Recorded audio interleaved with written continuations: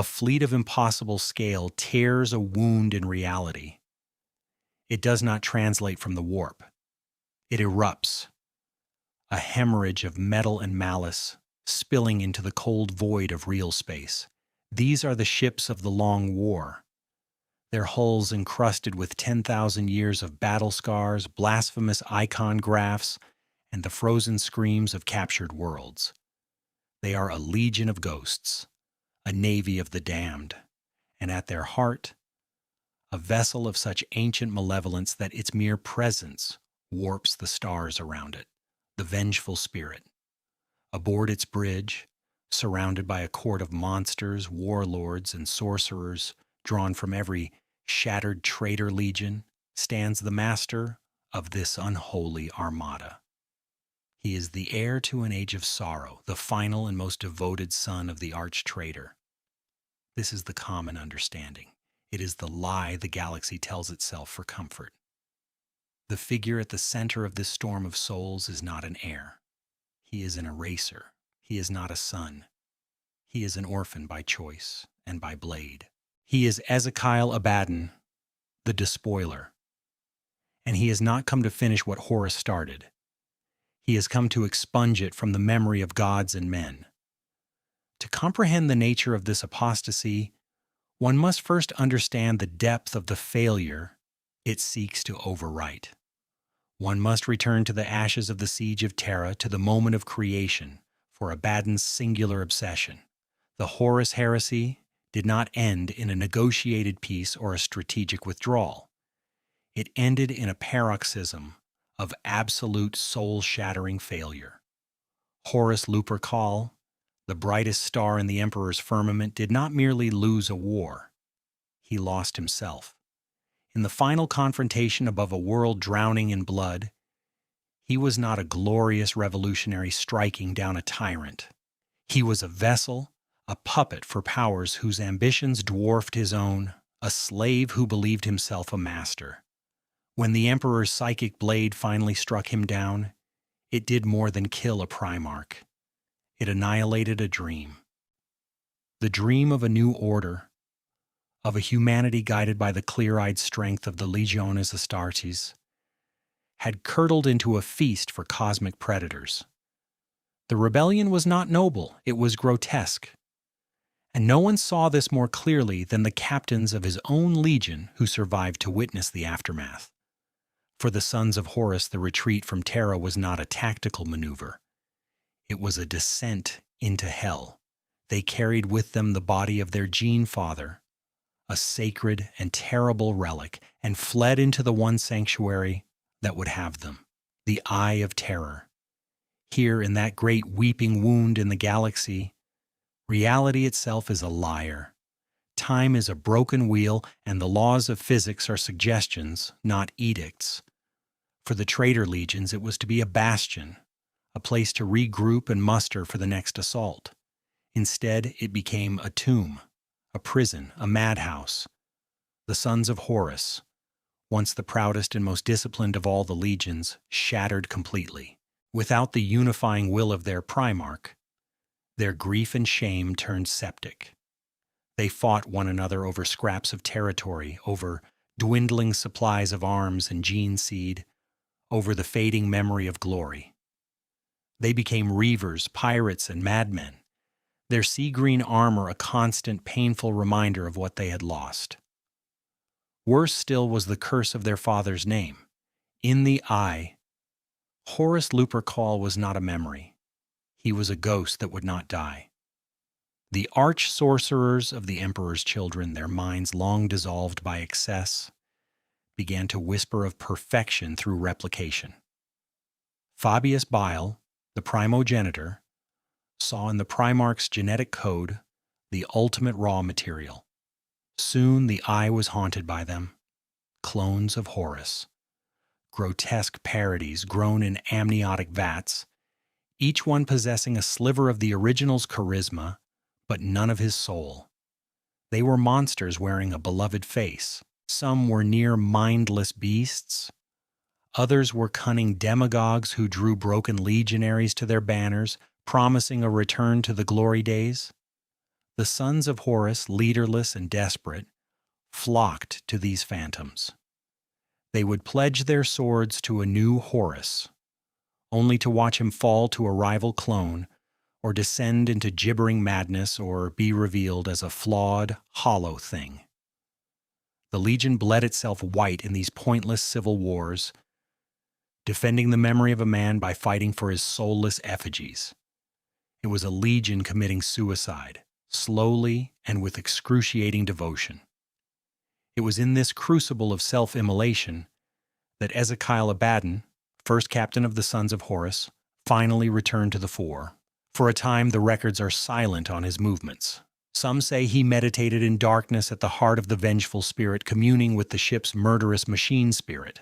Others claim he walked the demon worlds of the eye alone, seeking an answer to a question no one else dared to ask. The question was not, how do we win, but what did we lose? When he at last emerged, it was not as a unifier or a healer. It was as a judge. He had looked upon the legacy of Horus Lupercal, the glorious rebellion, the promise of a new imperium, and seen it for what it was: a lie built on a foundation of weakness. Horus had been weak. He had allowed the whispers of demons to turn his head. He had allowed his pride to blind him to the true nature of the powers he courted. He had fought to replace one master with another, and in the end had become a slave to both. Abaddon saw that the entire heresy, the cause for which they had sacrificed everything, was predicated on a single fatal error of ambition. Horus had aimed too low. He had sought to wear a crown, to sit on a throne. He had wanted to be the new emperor. Abaddon wanted something more. He wanted oblivion for that entire paradigm. He saw that the war was not for the throne of Terra. The throne was a symbol of servitude. The true war was against the very idea of servitude, to the corpse emperor, to the ruinous powers, to the ghosts of dead fathers and their failed ambitions. His first act upon returning to the center of his legion's affairs was not a call to arms, but an act of profound blasphemy against his own history. He gathered the Mournival, the remaining captains of the Sons of Horus, aboard the vengeful spirit. He stood before them not in the sea green of the 16th Legion, but in armor lacquered a deep, pitiless black. It was the color of mourning, but it was also the color of the void, a beginning and an end. He declared that the Sons of Horus were no more. They had died on Terra. They had died in the Eye. They had died pledging their fealty to hollow ghosts in their father's image. That name, he proclaimed, was a curse, a brand of failure. From that day forward, they would have a new name, a name earned in the 10,000 years of hatred that were to come. They would be the Black Legion. This was not a simple rebranding. It was a violent exorcism. Legionaries who refused to paint their armor black, who clung to the old symbols and the old name, were cut down without ceremony. Abaddon led the purges himself, his face a mask of cold fury. He was not just killing dissenters, he was killing the past. He hunted down the remaining clones of Horus with a terrifying zeal. He did not parley with them or seek to subvert their followers. He annihilated them. He shattered their armies and tore down their fortresses, leaving nothing but dust and the echo of his decree. Horus was dead. There would be no second coming.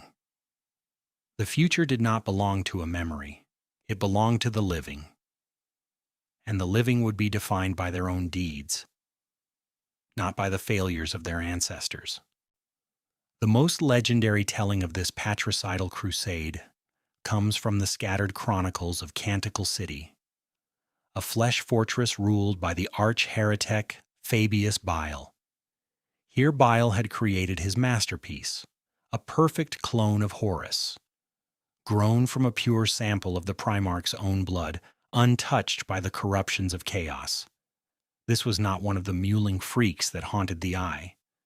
This was Horus, as he had been in his prime. Brilliant, charismatic, a demigod of war. The scattered remnants of the emperor's children and sons of Horus flocked to him, seeing in him a messiah who could finally unite the traitor legions and finish the war. Abaddon arrived not with an army, but with his chosen retinue of Terminators, the Izakarian. He breached the fortress and confronted the clone of his father. The records penned by those who witnessed the duel are fractured and contradictory. Some say the clone pleaded with Abaddon, speaking with Horus's voice, calling him son, asking him to join the cause once more. Others say it was a silent, brutal affair. The outcome, however, is undisputed. Abaddon stood over the dying body of the man who wore his father's face, the talon of Horus, his father's own weapon ripped from his corpse on the vengeful spirit, buried in the clone's chest. As the life faded from the perfect copy, Abaddon is said to have leaned in and whispered, "You are the past, a glorious, failed past. I am the future." He then ordered the city and all its inhabitants destroyed. He was not just killing a rival, he was murdering his own origin story. This single act cemented Abaddon's philosophy in the minds of the damned. He was not Horus's dog, come to heel for a new master. He was the wolf that had devoured the alpha. He did not revere Horus, he pitied him. He did not resent Horus, he disdained him. He rejected him utterly, not just as a leader, but as an idea. The Black Legion was forged from this rejection. It was not a restored sons of Horus. It was something new, a coalition of the willing, drawn from all the traitor legions. A world-eater berserker could stand beside a thousand-sun sorcerer, a Death Guard plague marine beside a Night Lord terror trooper. Their old identities, their ancient rivalries were secondary. Their primary loyalty was to the despoiler and his long war. And what was the purpose of this war? Not simply to raid the Imperium for resources and slaves, as the other warlords did. Each of the 13 Black Crusades that Abaddon would launch was a meticulously planned step in a much grander strategy. While other Chaos Lords fought for the favor of a single Chaos God, Abaddon sought to master all four. He did not pledge his soul, he bartered. He treated with demon princes as equals, offering them conquests and souls, not in exchange for his servitude, but for their power. He understood what Horus never did. The gods of the warp were not allies. They were tools, immensely powerful, infinitely dangerous tools, but tools nonetheless. To serve one was to become a slave to its singular obsession. Endless slaughter for Khorne, endless decay for Nurgle, endless sensation for Slaanesh, endless plotting for Tzeentch. To serve one was to be limited. Abaddon refused limitation. He walked the path of the undivided, a path so perilous that it had destroyed countless champions before him. He sought not to be a demon prince, the ultimate reward for a mortal champion. To become a demon prince was to become a permanent fixture in the great game of the gods, a glorified pawn with a crown. It was, in its own way, another form of servitude. Abaddon's ambition was to remain mortal, to remain himself, and to bend the very fabric of the immaterium to his will. His collection of artifacts speaks to this truth. Horus had wielded great power, but it had been gifted to him. The blade Anamnesis, the powers he drew from the Moloch Gateway, these were boons from his dark patrons. Abaddon, by contrast, earned his arsenal. He fought for the demon sword, Drashnian, the end of empires, a blade that whispered the death of all order. He did not simply take up the talon of Horus, he made it his own, a symbol not of his inheritance but of his conquest over that inheritance. He sought out the talismans of Vol, the Blackstone fortresses, ancient alien weapons of unimaginable power, things that had nothing to do with the Chaos Gods or the Imperium. He was building an arsenal that answered to him alone. This was the crucial difference. Horus had been given power and told it would make him a king. Abaddon seized power from every available source so that he would have to call no being master. His inner circle reflects this philosophy. Iskandar Khayon, a sorcerer of the Thousand Sons, was one of his earliest and most influential recruits. Khayon had seen his own Primarch, Magnus the Red, fall to despair and servitude to Tzeentch. He saw in Abaddon something different. He saw a mortal who refused to kneel. In his fragmented memoirs, Khayon writes of Abaddon not as a demigod, but as a being of pure, terrifying will. He does not seek to be loved as Horus was, Khayon noted. He does not need adulation. He demands only obedience, and in return, he offers the one thing no other champion can, a victory that is our own. This is the promise of the Black Legion, not a return to a golden age, not the fulfillment of a dead Primarch's dream, but the creation of a new and terrible future, forged by their own hands. The structure of the Black Legion itself is a testament to Abaddon's rejection of the past. The old legions, Astartes, were built on brotherhood and gene lineage. The Black Legion is a meritocracy of monsters. A warrior's provenance matters little. His strength, his cunning, his utter devotion to the long war, these are the measures of his worth.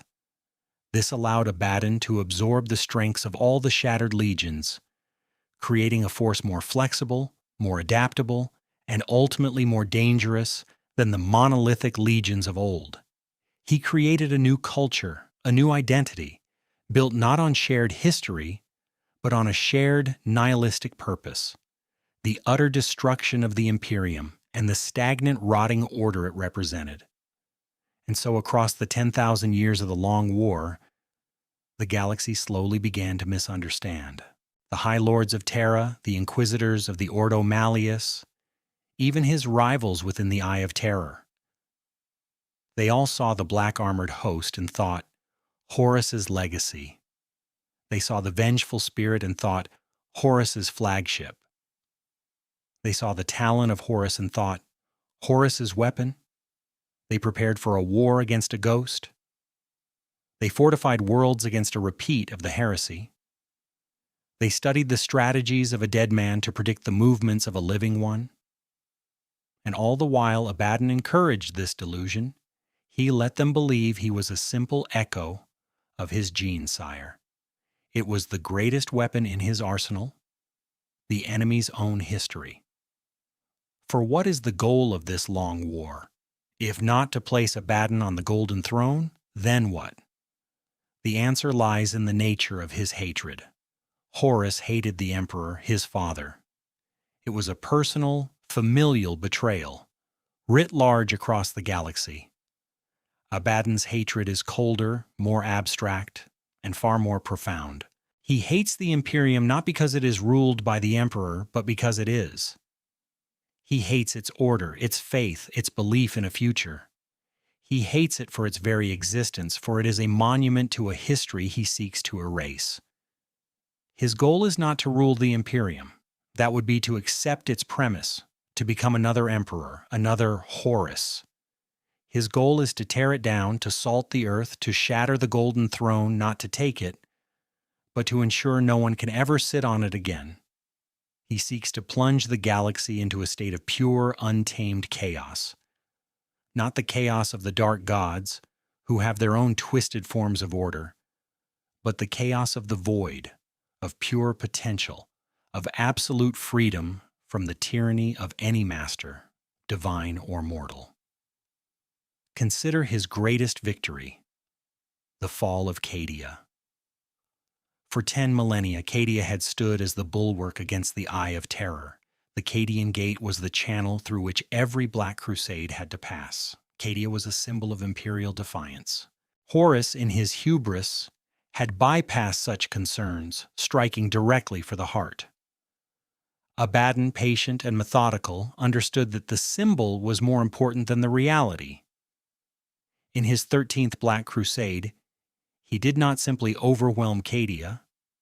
He orchestrated its destruction. He threw his Blackstone fortresses at it, cracking the planet's crust. He sacrificed untold millions of his own followers to break its defenses. And when the planet finally shattered, the resulting warp storm that tore across the galaxy, the Cicatrix Maledictum, the Great Rift, was his true prize. He did not conquer the gate, he destroyed it. He did not open a path to Terra, he tore the galaxy in half. This is an act beyond Horus's imagination. Horus sought to control the system. Abaddon seeks to break the machine. The Great Rift is not a highway to the throne room. It is the end of the map. It has plunged half the Imperium into a nightmarish dark age, cut off from the light of the Astronomicon, beset by demons and horrors. This is Abaddon's kingdom, not a centrally governed empire, but a galaxy of fire and anarchy, where only the strong survive, where every world is a new battleground in an endless war. He has not brought the Imperium to its knees. He has brought it to his level. He has brought it into the eye of terror. And now, as the galaxy reels from this wound, as Primarchs return and gods walk among mortals, the true nature of Abaddon's ambition is laid bare. Everyone assumes he makes for Terra to finish the job. It is the logical, historical conclusion. But Abaddon is not a creature of logic. He is a creature of will. He does not follow the path laid by his predecessor. He forges his own. The War Master of Chaos is not a title he inherited. It is one he claimed after proving himself greater than the one who came before. Where Horus was a fallen angel, Abaddon is a self-made devil. His tragedy is not that he fell from grace. It is that he has climbed to the peak of damnation and found it to his liking. He does not carry the memory of Horus as a sacred burden. He wears it as a disguise. He uses the name of Horus as a feint, drawing the Imperium's eyes to the past while he builds a future of his own design. He is the ultimate revisionist seeking to edit the history of the galaxy with a sword. His victory would not be the establishment of a new Imperium of chaos. It would be the establishment of nothing, an age of endless conflict, an eternity of strife, ruled by no god and no king, where the only law is the strength to enforce one's will upon the universe. It is the ultimate expression of the chaos undivided philosophy taken to its most nihilistic conclusion.